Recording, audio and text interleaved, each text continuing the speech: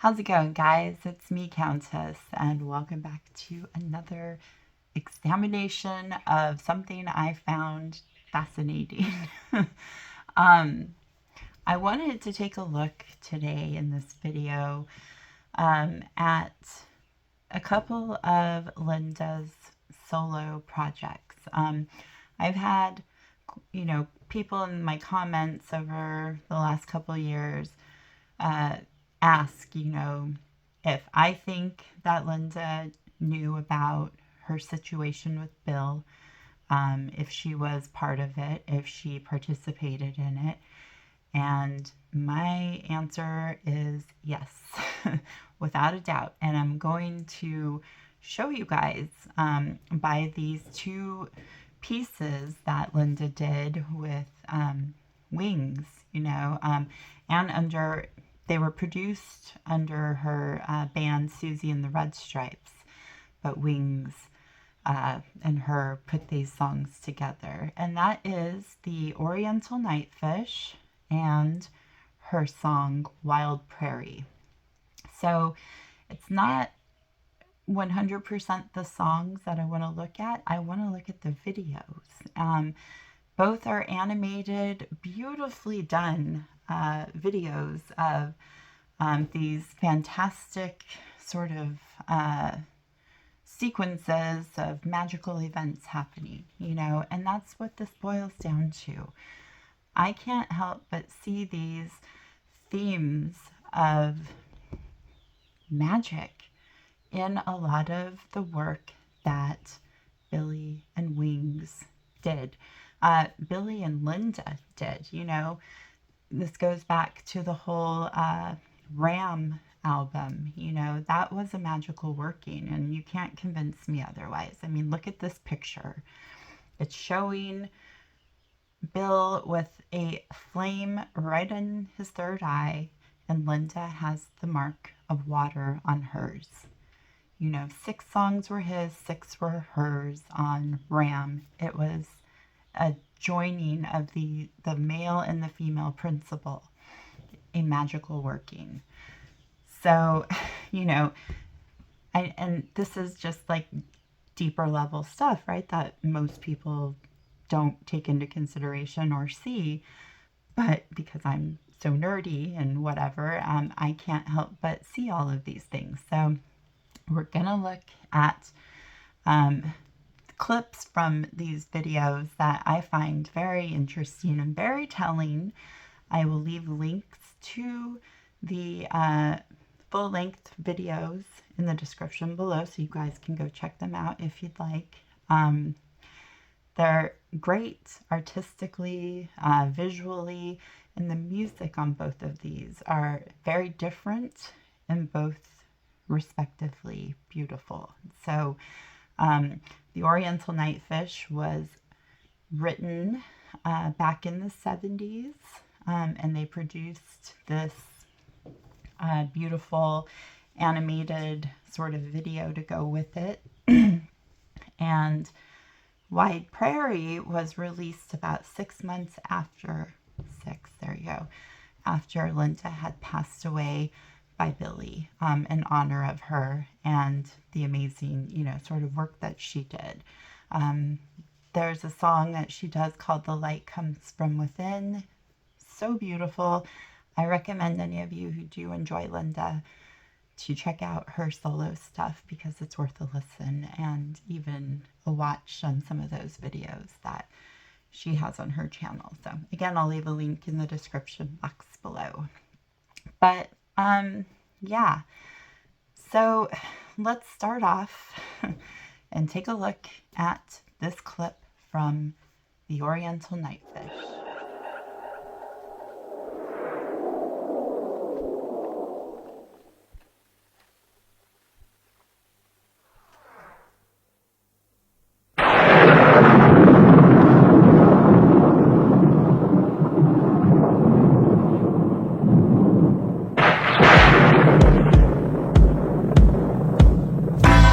It was a Thursday night.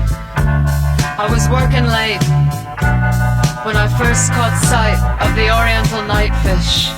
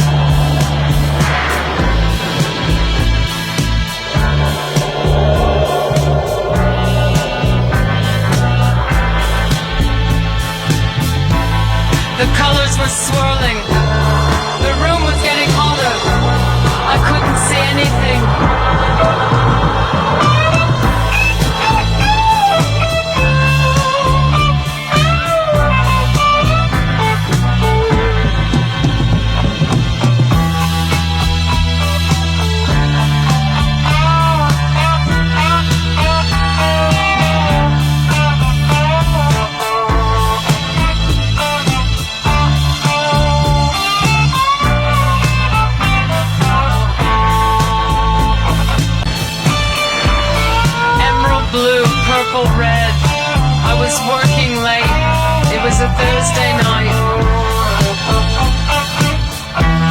when I first caught sight of the Oriental night fish.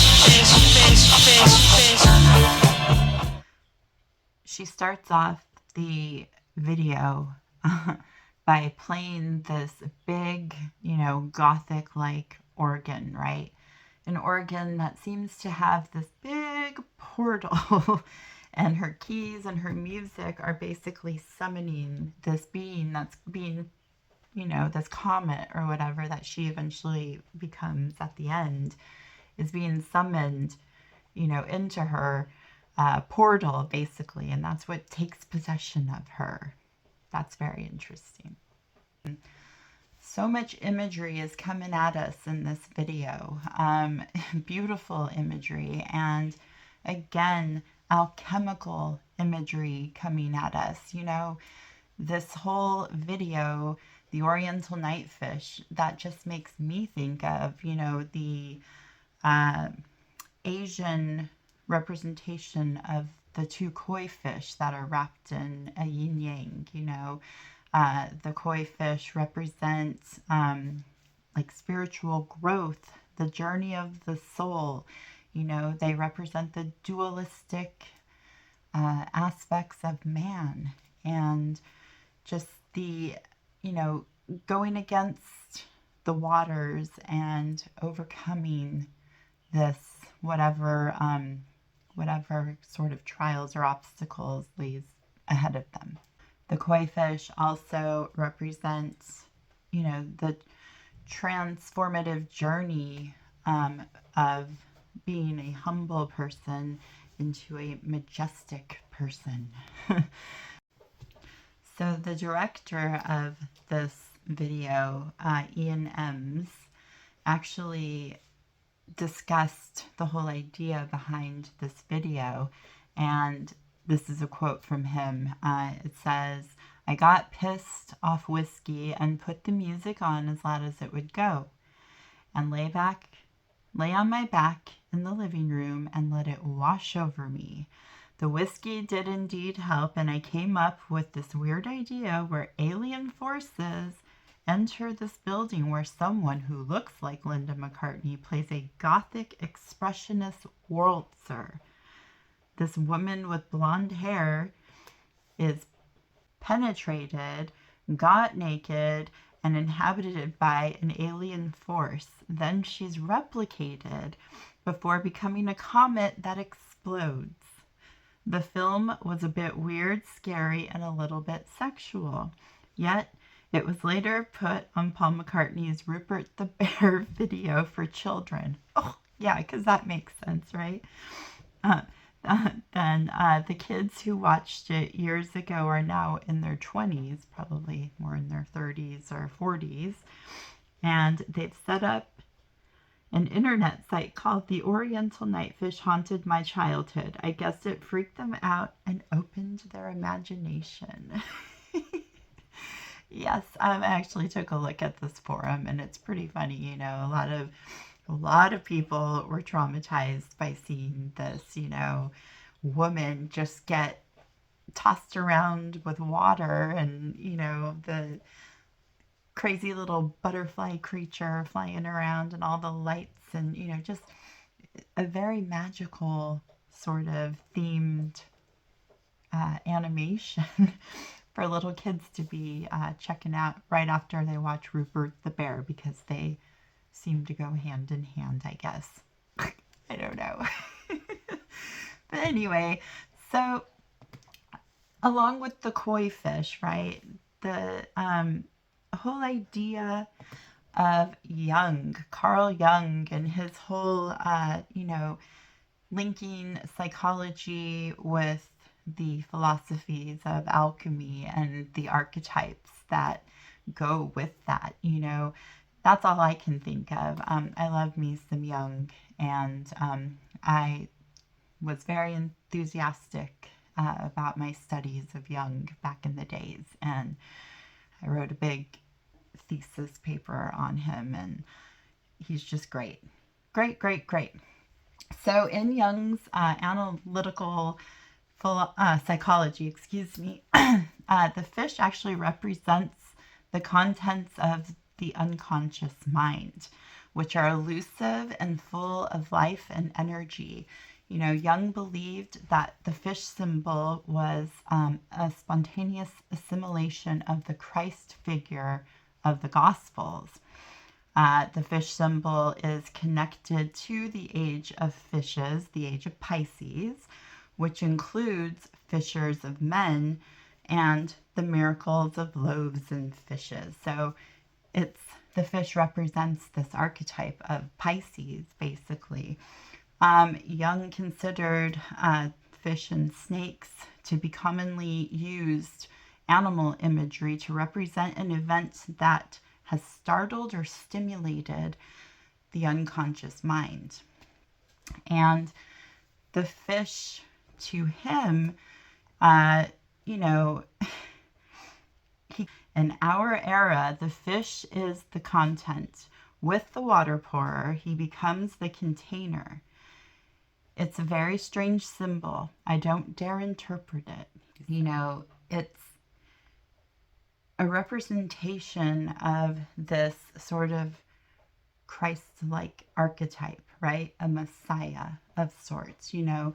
And we can, going off of what Memoirs has told us, and Billy's link with the Lima and the Aeon of Horus and whatnot, and that he's this incarnation of a bunch of different gods and whatnot, we can say that the Oriental Nightfish possibly is Billy.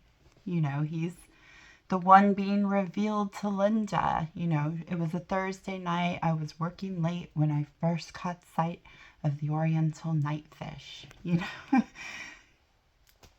I don't know. I just feel like it's like he revealed himself to her in a way. You know, this sort of bigger than fictional character, but yet he has the dualistic properties of, you know, the koi fish. He's one person to the public, another person in private, and Memoirs has definitely driven that point home to us, right? That he's got a totally different life privately than he does publicly to all of his idol worshipping nutcase fans, you know. So again, just very fascinating imagery linked to this archetype, this messianic archetype. So then you know, with the imagery in the video of the water, you know, and how Ian M's described it, that she's being penetrated by this water, right? Well, in alchemy, the element of water, which is the feminine principle, can be a way to sort of explore water's symbolic and energetic essence, basically. Water alchemy can be a way to connect with nature and tap into water's elemental wisdom. Waters represent emotions, you know, again, the subconscious mind. The fish is tapping into that subconscious mind, that other half, the shadow self, if you will, and is exposing it to Linda.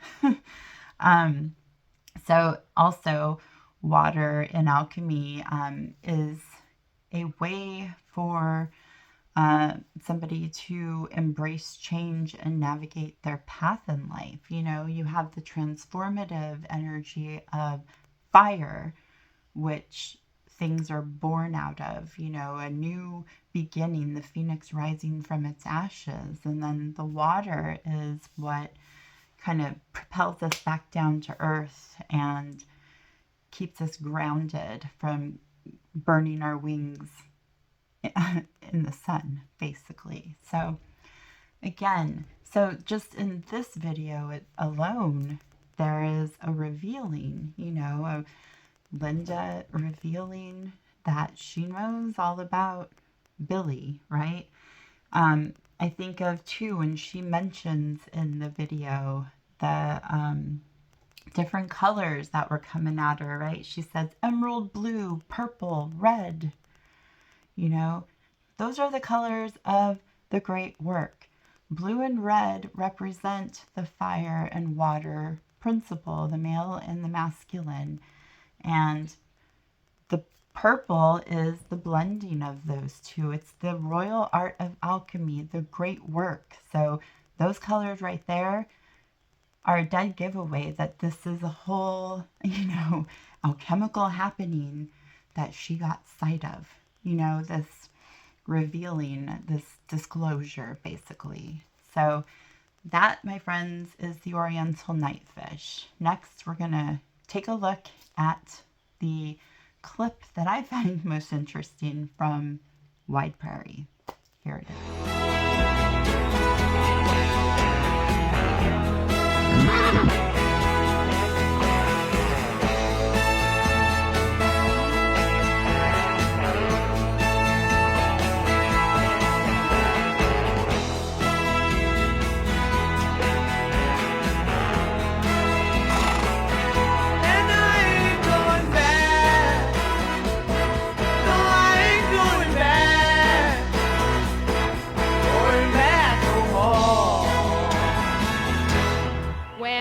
We live in Albuquerque, and we raise the family tree. We spend our days feeling perky, and we ride the wide prairie, on the wide prairie.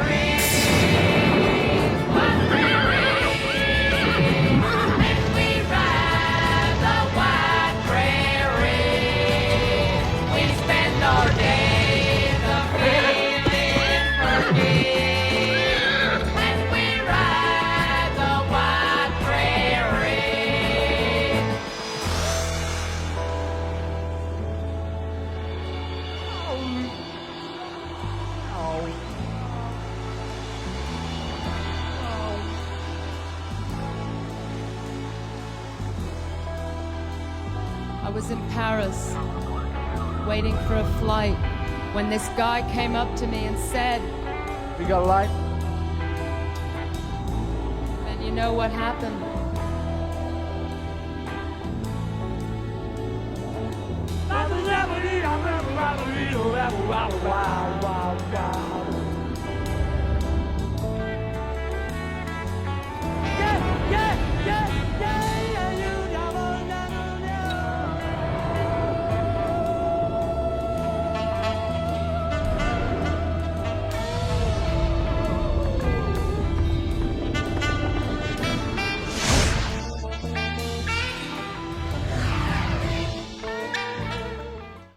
All right, so another clip.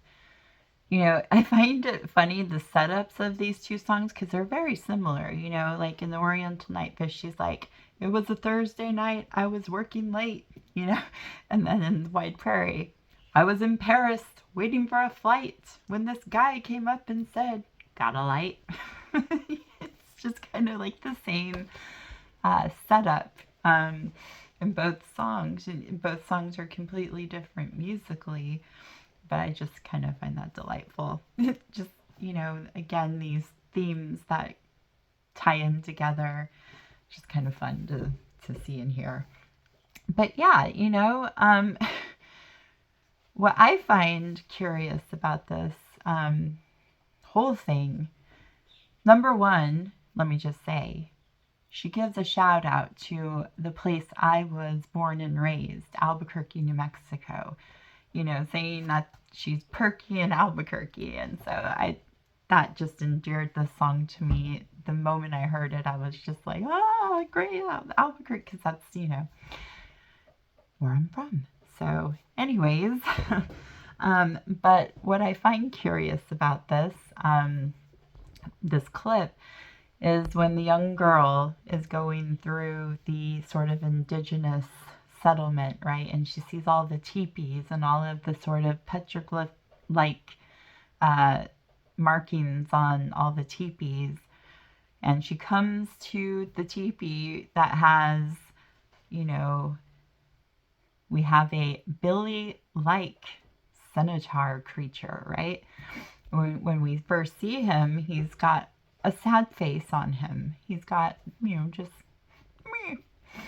But he sees the girl on the horse and he gets all excited and, he starts bucking around. And then we see that he's got a big smile on his little, horse behind thing, whatever. That's so perfect because the centaur, whoa, what a symbol to use, right? The centaur has so many different, like, esoteric, mythological sort of representations to it. And I just find it so great. Again, we're being shown the dualisticness of Billy and as the centaur, and he's saying to her, no, I ain't coming back. I ain't coming back anymore, I'm not going to be that person anymore. I'm a new person, ready to start my life with you, kind of thing, and I feel like Linda gave him the love and support and safe space so he could be himself fully with her. And I just think that's great because, as you all know, I find it very sad that the rest of the world doesn't know all this stuff, the sycophantic fans that, line up to see him in his concerts a gazillion times every year have no idea about any of this stuff. And it'd be really cool if people could realize just how deep their connection went, because it went pretty deep.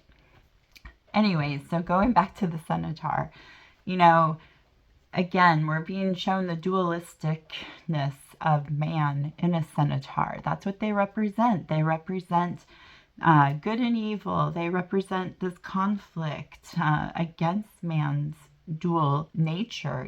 We have a light side and we have a shadow side. We have a public side and a private side.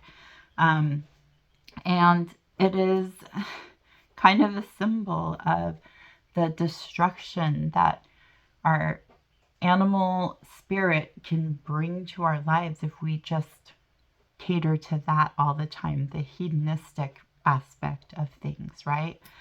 So I find it very symbolic that he is in the form of a centaur. And then, right before she meets him at the airport, we see them, going through the wide prairie, and a lightning bolt hits in the horizon. A lightning bolt from the sky, just like in the Oriental Nightfish. This comet came from wherever up in the atmosphere and came to her portal with lightning and thunder and these, and again, it's just lightning. Lightning has always been tied to the archetype or the character of Lucifer, falling from heaven, the fallen angel. There's a Bible verse, I think it's in Isaiah, where he says, I saw you fall from heaven like lightning, like a lightning bolt. So that's very symbolic too, that he's bringing in with him this Luciferian age, and he is the embodiment of this. He came down from the stars as this mythical person. It's more like the humbleness, like the koi fish tells us, being a humble person with these not so great beginnings and evolving into this just like living legend where people just idolize and kiss your ass and whatever, it's the transformation, and it's the journey of the soul, and that's what this is all about. And they get to the airport in Paris, and he reveals himself to her, right after he says, got a light, he just takes off his jacket. Bye-bye, Macintosh. It's a little bonzo pun right there. He just strips his Macintosh jacket off and he just reveals his whole horse centaur self, you know. Again, it plays into the half man, half god, demigod sort of archetype too. Billy is said to be the embodiment of Horus, you know, but he's also a man. There's the dualism at play, you know, the divine versus the, you know, earthly, humble creature, you know, and going into the wings again, you know, it's all of this is tied together. And so, yes, through these two pieces of music and media, I believe Linda was telling us she knew all about Bill. And I'm sure that Nancy knows all about Bill too. You know, it's why would you be with somebody if you couldn't be yourself with that person, you know? So, yeah, I do think that Linda knew about what was going on. And again, they just wanted to have some fun with it and create these, you know, fantastic sort of stories. But the themes of alchemy are always at play with Billy and definitely with Linda too, because she was a part of his magical workings. You know, Memoirs tells us that. So that is my look at the two videos of the Oriental Nightfish and Wide Prairie by Linda McCartney and Wings. And I would like to know what you guys think about this in the comments below. So that's all I got for now. Let me know what you guys think, and I will see you guys in my next video. So until then, please take care of yourselves. Bye, guys. But though they may be parted, there is still a chance, Bill, that they will see